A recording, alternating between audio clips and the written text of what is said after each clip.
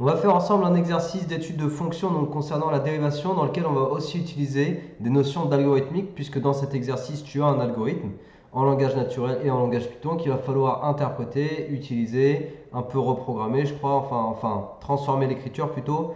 Bref, c'est un exercice dans lequel on va traiter à la fois une étude on va dire analytique à la main et en même temps une petite étude algorithmique.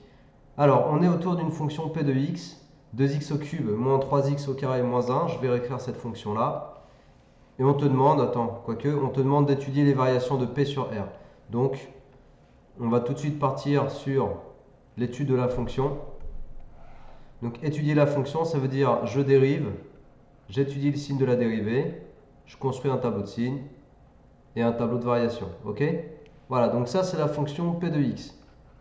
P', la dérivée de x au cube, c'est 3x au carré. La dérivée de x au carré, c'est 2x.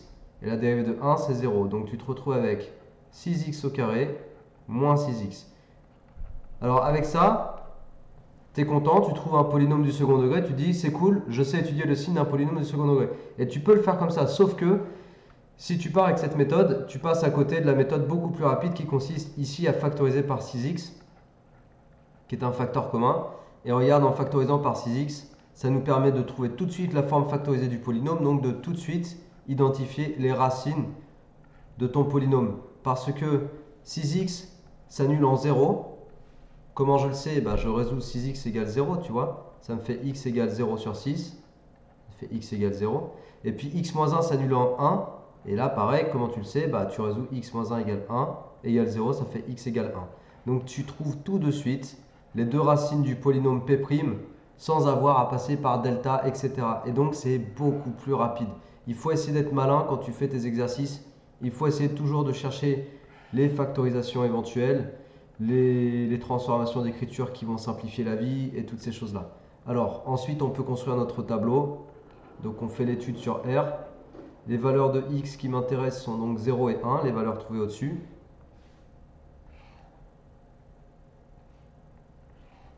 Voilà, donc mon tableau il est tout prêt à être rempli. Là, je vais mettre le signe de P'X.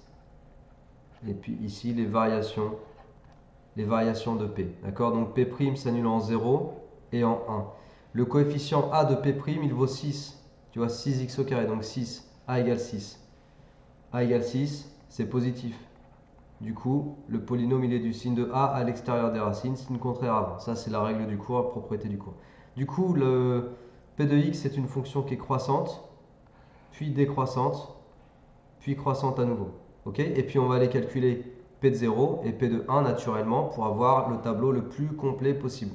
Alors P de 0, bon, tu reprends l'expression de la fonction P, tu remplaces x par 0, ça fait 0, 0, moins 1, donc P de 0 ça fait moins 1. Voilà. Tiens, attends, d'ailleurs, je vais enlever juste ça et ça. Alors, P de 0, ça fait moins 1. P de 1, ça fait 2 fois 1 au cube, moins 3 fois 1 au carré, moins 1. Donc 2 fois 1 au cube, ça fait 2. Moins 3 fois 1 au carré, moins 3, moins 1. Donc moins 4 plus 2, ça fait moins 2. Donc ici, tu as moins 2. Et puis, on te demande dans la question suivante, calculer P de 1 et P de 2. Donc P de 1, je viens de le faire. Et on veut calculer P de 2 aussi. Donc je vais calculer P de 2.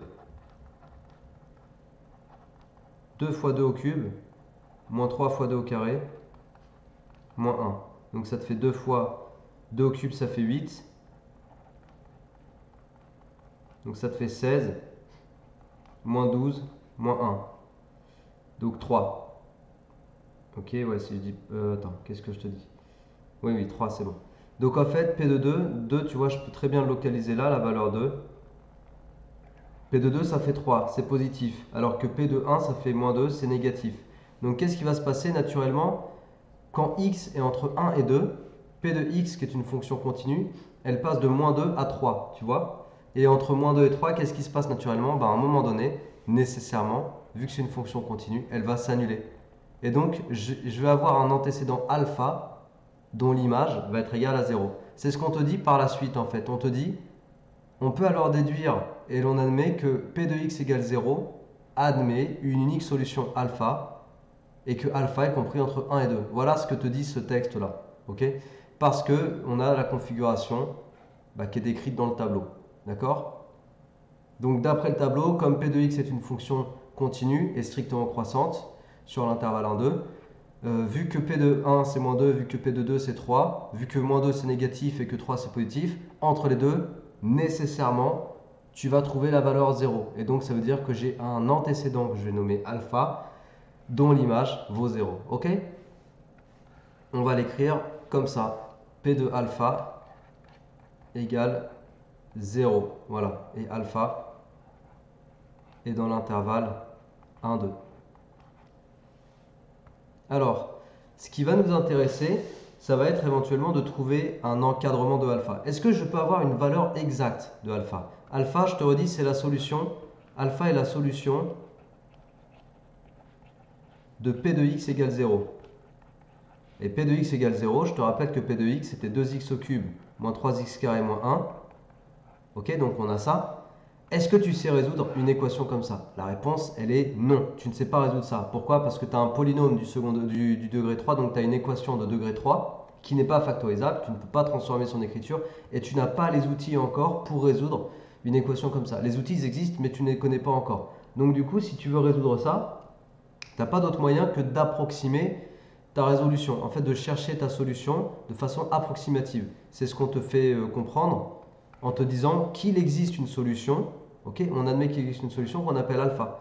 Mais maintenant, donc, on va vouloir avoir un encadrement de alpha. Tu comprends? Je ne vais pas chercher sa valeur exacte parce que je ne sais pas le faire. Tu ne sais pas le faire. Et on n'a pas les outils encore.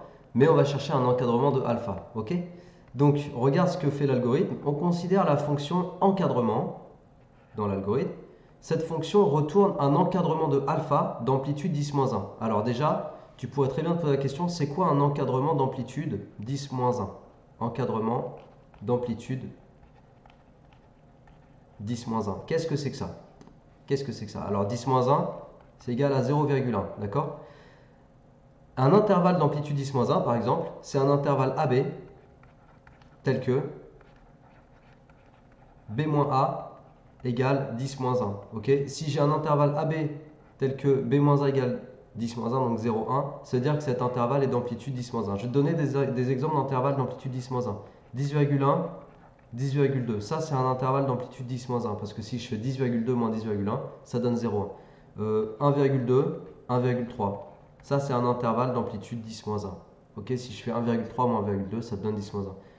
0,7, 0,8. Ok, là, tu as un intervalle d'amplitude 10-1. D'accord? Donc, on cherche à avoir un intervalle d'amplitude 10-1 pour dire alpha est compris entre telle valeur et telle valeur. Donc, pour ça, c'est cet algorithme qui est codé ici en langage naturel et là en langage Python. Et on va lire tout ça ensemble.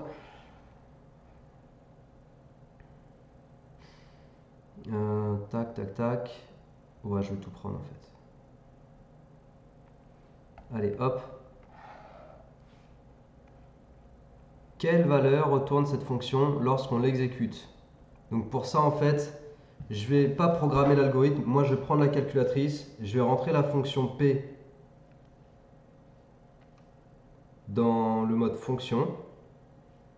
Donc c'est 2x au cube moins 3x au carré moins 1. Et je vais construire une table de valeurs qui démarre à 1. Parce que là, dans l'algorithme, en fait, le x qui va jouer le rôle de l'antécédent, je démarre le x à 1, tu vois la valeur 1. Et après, tant que le p de x est négatif, je prends un x qui est 0,1 plus grand, donc à x, j'attribue la valeur x plus 0,1, et je recalcule p de x, et si c'est négatif, je réaugmente la valeur de x de 0,1, etc. Donc en fait, on regarde, on augmente x de 0,1 en 0,1 jusqu'à ce que p de x dépasse 0. Okay, et puis à ce moment-là, on dira, bon bah du coup, alpha est compris entre machin et machin. C'est exactement ce que fait l'algorithme en langage Python, hein, c'est pareil, là c'est juste qu'il est programmé. Ici, là, def p de x, on définit la fonction p de x.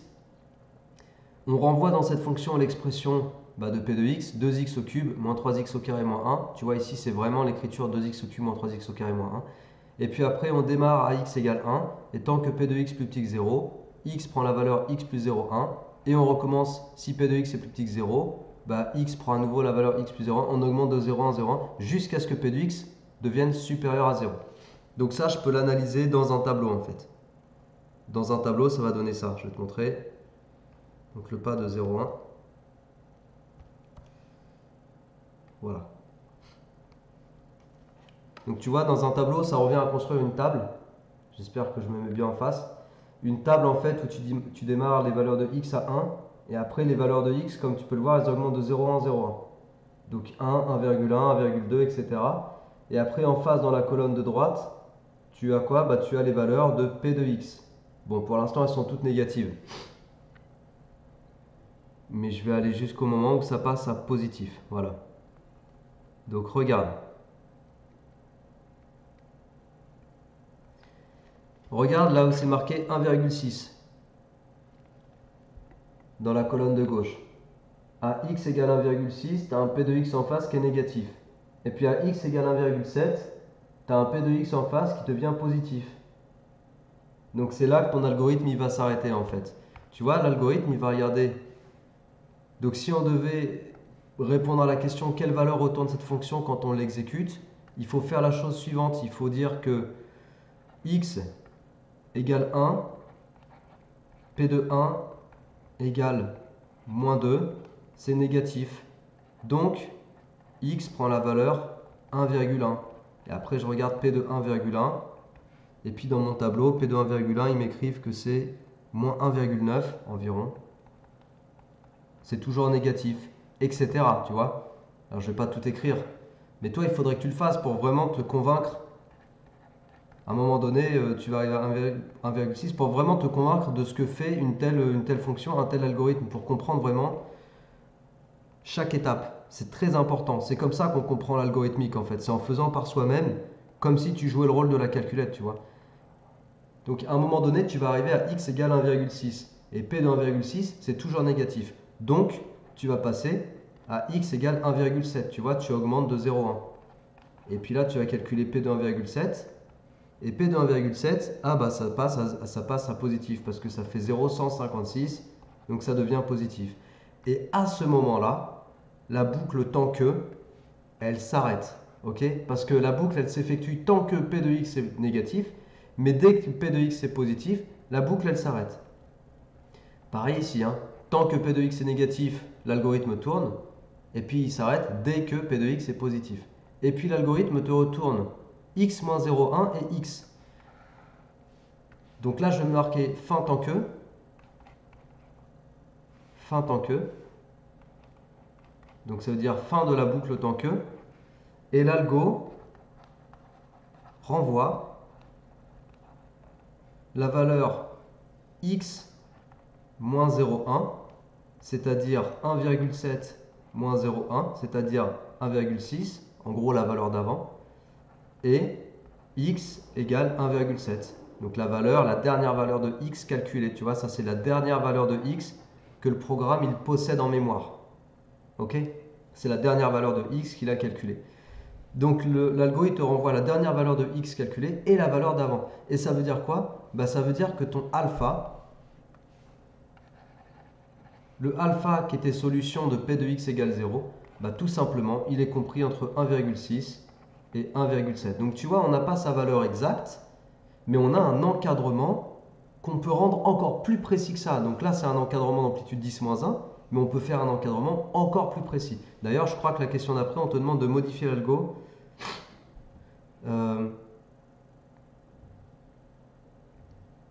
Ah oui, modifier cette fonction pour qu'elle prenne en argument un entier naturel n supérieur ou égal à 1. Donc en gros, il faut modifier pour avoir un encadrement entre deux entiers en fait.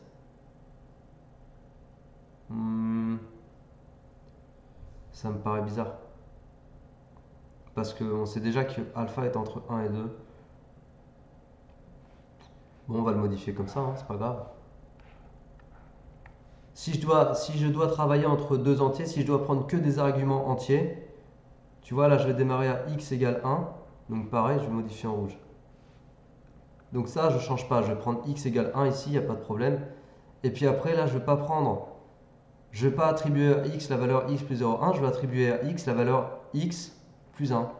Tu vois, à chaque fois, je vais augmenter de 1 unité. Comme ça, je ne travaille qu'avec des entiers en fait. Et puis là, je vais faire x moins 1, virgule x.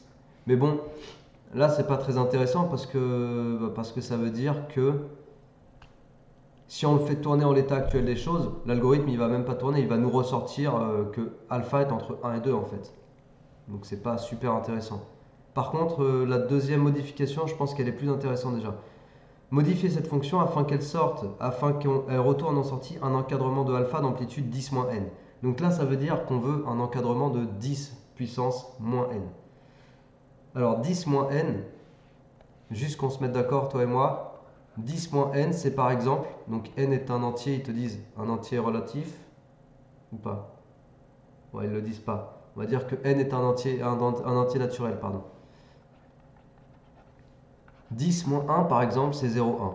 10 moins 2, c'est 0,01. 10 moins 3, c'est 0,001. 10 moins 4, c'est, tu as compris le truc, etc.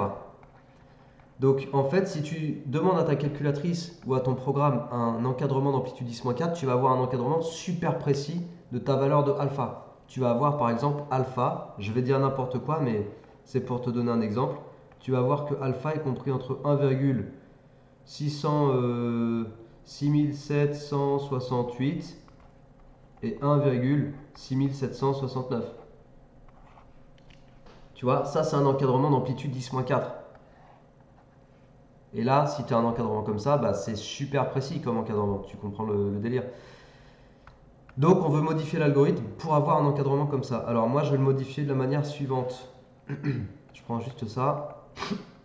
Pardon, mais je suis un peu remis, donc je renifle. Alors, ce que je vais modifier, c'est que je vais demander à l'utilisateur de rentrer une valeur de n. D'accord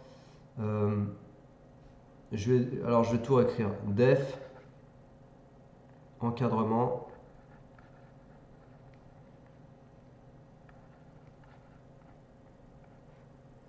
D'ailleurs, attends, peut-être que je dois le mettre avant ça. Je regarde parce que j'ai mon tableau récapitulatif des instructions. Je ne sais pas si je dois le mettre avant. Ouais, je vais le mettre avant en fait ça. En fait, je vais demander à l'utilisateur de rentrer avant la définition de la fonction encadrement, je vais lui demander de rentrer un entier. Donc ça, je vais le coder comme ça. Je vais dire n égale int comme integer, entre parenthèses input, entre parenthèses, tu mets des guillemets, saisir n. Ok, hop, hop, hop. Voilà, donc là, l'utilisateur, il va saisir une valeur de n qui est un entier naturel. Et après je vais réécrire tout pareil, donc def encadrement, x égale 1, while p de x négatif, x va prendre la valeur x plus, et là, je ne vais pas mettre 0,1, je vais mettre 10 puissance, donc la puissance c'est étoile, étoile, moins n. Voilà, 10 puissance moins n. Donc si tu as rentré par exemple la valeur n égale 1, si toi en tant qu'utilisateur ici à cette étape là tu mets n égale 1, bah du coup le pas là, le pas d'incrément de x, ça va être un pas de 0,1 comme dans l'algorithme qui te propose. Donc tu n'auras rien modifié du tout. Si tu mets un n égale à 2, bah ici tu vas rajouter 10 moins 2, donc tu vas rajouter 0,01, etc. Et puis après, bah, ton algorithme sortira le bon encadrement. Donc après c'est return, ça ne change pas. X moins 10 moins n, 10 puissance moins n, virgule, x. Et puis c'est tout. On a modifié la fonction comme il fallait. Ok? Donc on ne te demande pas de le faire tourner avec la modification de 10 puissance moins n. Ça marcherait si on le faisait fonctionner. Ça voudrait juste dire qu'on aura un encadrement plus précis. D'accord? Dresser le tableau de signes de P de x. Alors là, ne va surtout pas trop vite dans la compréhension de la question et de dire ah bah on l'a déjà fait, on l'a pas déjà fait ça. Nous, je te rappelle qu'on a fait le tableau de signes de P'x, ok, pas de P de x, on a fait le tableau de variation de P de x. Maintenant, on veut le tableau de signes de P de x. Alors regarde comment on va interpréter la chose. Quand x est compris ici, entre moins l'infini jusqu'à alpha, toutes les valeurs de p de x, oui, elles sont croissantes, mais ce n'est pas ce qui m'intéresse, elles sont négatives, parce que là, toutes les valeurs sur la partie jaune que j'ai repassée là, ici, toutes ces valeurs-là, elles sont plus petites que le maximum local moins 1, donc elles sont négatives. Après, toutes les valeurs ici, elles sont négatives, et toutes les valeurs là, elles sont négatives. Donc, partout ici, p de x est négatif, tu vois. Et puis, dès que tu dépasses alpha, donc de alpha jusqu'à plus l'infini, bah, toutes les valeurs qui sont là, elles sont positives.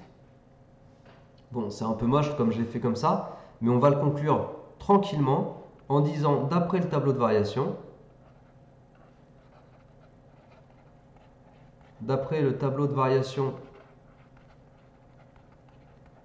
de p de x, je reprends une taille normale,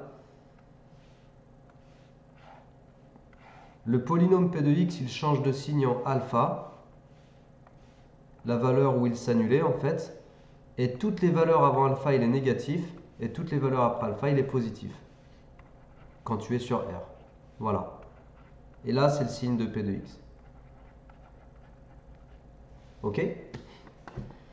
Donc ce tableau de signes, encore une fois, je le déduis du tableau de variation de P et puis de toute l'étude qu'on a fait, notamment de dire que P s'annule quand X égale alpha. Bon, je m'arrête là pour cet exercice. Alors, sache que c'est un exercice en plusieurs parties. Là, je ne t'avais sorti que la partie A, étude d'une fonction auxiliaire. Si je suis motivé, je ferai la suite de l'exercice. Mais déjà, dans cette partie, je voulais te la montrer parce qu'elle contient un algorithme, parce qu'elle contient des choses un peu spécifiques. Du coup, voilà, ça fait un exercice assez intéressant à traiter. Du coup, je l'ai traité. Si je suis motivé, je fais la partie B. Ok? J'espère que cette vidéo t'a plu. N'hésite pas à la partager, à la diffuser autour de toi. N'hésite pas non plus à t'abonner à ma chaîne. N'hésite pas non plus à m'envoyer tes sujets de contrôle, d'interro, de maths ou physique, chimie, peu m'importe, sur mon compte Instagram ou bien via ma boîte email. Comme ça, je peux faire des vidéos de plus en plus pertinentes avec des vrais exercices qui tombent dans les DS. Sinon, d'ici là, travaille bien, motive-toi bien et à la prochaine. Allez, ciao!